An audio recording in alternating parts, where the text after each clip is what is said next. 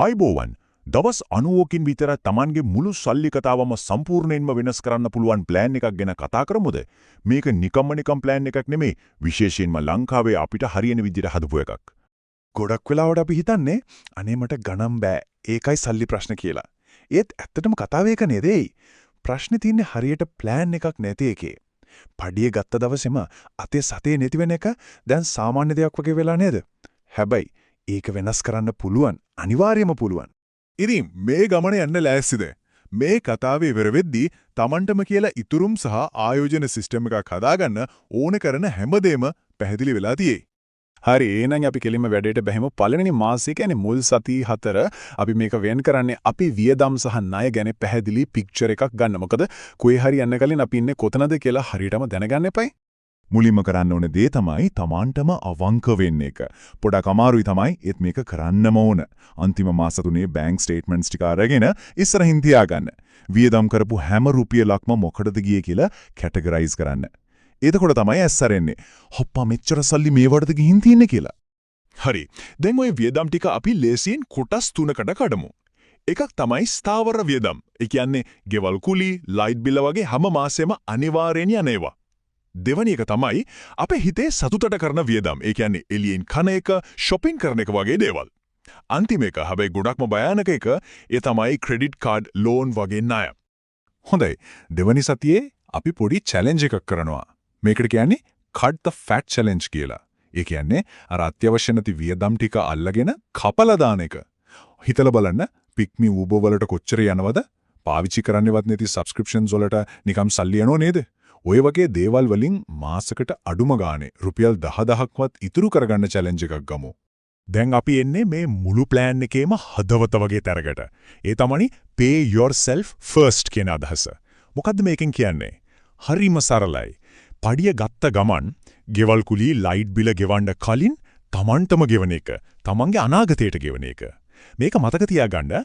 ඉතුරුම් කියන්නේ වියදම් කරලා ඉතුරු වෙන දෙයක් නෙමෙයි.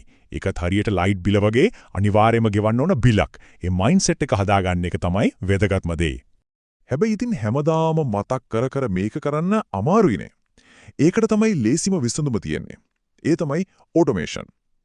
ලංකාවේ ඕනම බැංකුවක වගේ HNB, සම්පත්, කමර්ෂල් මේ හැම එකකම ස්ටෑන්ඩින් ඕඩර්ස් දාන්න පුළුවන්.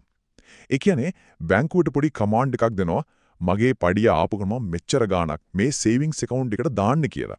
පඩියෙන් 5% හරි 10% හරි. ඒතර මොකද වෙන්නේ? ඒ සල්ලි අපි දකින්නේවත් නැහැ. ඉතින් වියදම් කරන්න හිතෙන්නෙත් නැහැ. නියමයි නේද? දැන් අපි කතා කරමු ක්‍රෙඩිට් කාඩ්ස් ගැන. පොඩ්ඩක් හිතන්න, ලංකාවේ ක්‍රෙඩිට් කාඩ් එකක පොලිය 28%ටත් වැඩි. ඒ කියන්නේ රුපියල් ලක්ෂයක් ණය වුණොත් අවුරුද්දකට පොලිය විතරක් රුපියල් 28,000කටත් වැඩි. මේක මූල්‍ය නිදහසට යන පාරේ තියෙන ලොකු බාධකයක්. සරලවම කිව්වොත් මේ අධික පොලිය ණය කියන්නේ අපේ සල්ලි හොරෙන් කන, අපේ හීන විනාශ කරන ලොකුම සතුරා. ඒ නිසා මේ සතුරව පුළුවන් තරම් ඉක්මනට පරද්දන්න ප්ලෑන් එකක් හදන එක තමයි පළවෙනි ප්‍රයොරිටි එක වෙන්න ඕනේ. හරි. දැන් අපි වියදම් පාලනය කරගත්තා, ණය ගැන දැනගත්තා. දැන් අපි යන්නේ ඊළඟ ලෙවල් එකට. ඒ කියන්නේ 5 වෙනි සහ 6 වෙනි සතිවලට. මෙතනදී අපි බලන්නේ මූල්‍යමය ආරක්ෂාවක් හදාගෙන අපේ සල්ලි අපිට වැඩ කරන තැනට ගේන්නේ කොහොමද කියලා. අපේ පළවෙනි ටාගට් එක තමයි ඉමර්ජන්සි ෆන්ඩ් එකක්. ඒ කියන්නේ හදිසි අරමුදලක් හදන එක. ජීවිතේ නොහිතන දේවල් වෙනවනේ. එකපාරටම ජොබ් එක නැති වුණොත්, ලෙඩක් දුකක් හැදුනොත්, අන්න ඒ වගේ වෙලාවකට ක්‍රෙඩිට් කාඩ් පාවිච්චි කරලා තවත් ණය වෙන්නේ නැතුව ඉන්න තමයි මේ ෆන්ඩ් එක. මුලින්ම රුපියල් 50,000ක් ලක්ෂයක් වගේ ගාණක් වෙනමම account එකක දාලා තියන්න. මේක අත ගන්න හොඳ නෑ. මේක සේෆ්ටි net එකක්. දැන් සල්ලි වැඩ කරන්න සලස්වන්න වෙලාව හරි. ඒ කියන්නේ ආයෝජනය කරන්න. ලංකාවේ තියෙන ප්‍රධාන ඔප්ෂන්ස් ටිකක් බලමු. Treasury bills. මේක තමයි රිස්ක් එක අඩුම. මොකද රජය තමයි ගැරන්ටි කරන්නේ. ඉතින් අලුතින් පටන් ගන්න කෙනෙක්ට රිස්ක් ගන්න බය කෙනෙක්ට නියමයි. ඊළඟට unit trusts.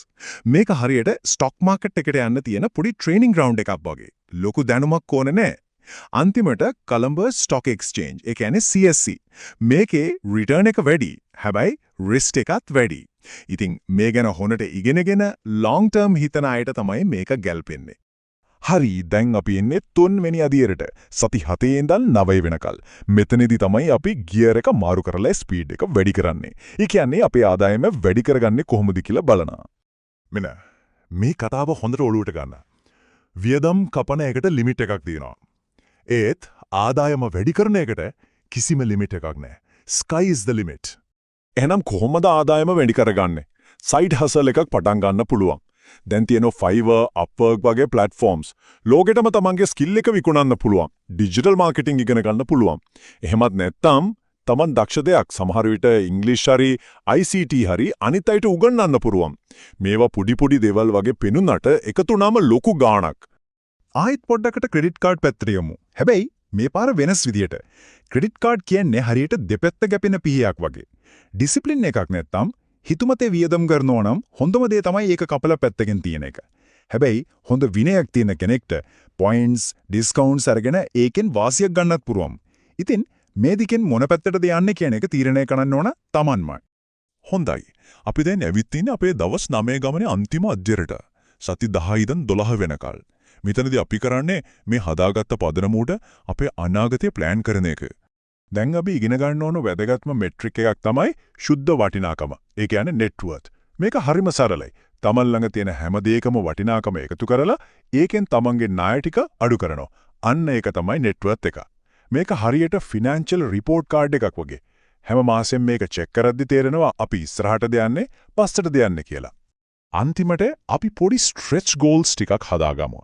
ඒ කියන්නේ අවුරුදු 5ක් වගේ ටිකක් දුර බලලා හදන ලොකු හීන. හිතන්නේ අවුරුද්දකින් රුපියල් ලක්ෂ 5ක ඉන්වෙස්ට්මන්ට් පෝර්ට්ෆෝලියෝ එකක් හදනවා. අවුරුදු 3කින් වාහනයක් ගන්න ඩවුන් පේමන්ට් එක එකතු කරනවා. අවුරුදු 5කින් ගෙයක් ගන්න මූලික මුදල එකතු කරනවා.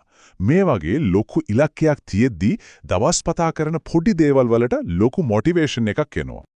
ඉතින් මේ මුළු කතාවෙන්ම අපි ඉගෙන ගන්න ඕන වැදගත්ම පාඩම තමයි මේ.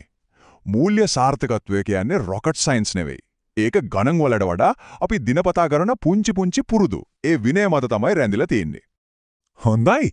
දැන් හැමදේම පැහැදිලි. ඉතින් දැන් අහන්න තියෙන එකම ප්‍රශ්නේ තමයි මේ දවස් 9 ගමන පටන් ගන්නෙ කවදාද? හෙට? අනිද්ද? ඇයි අදම පටන් ගන්න බැරි?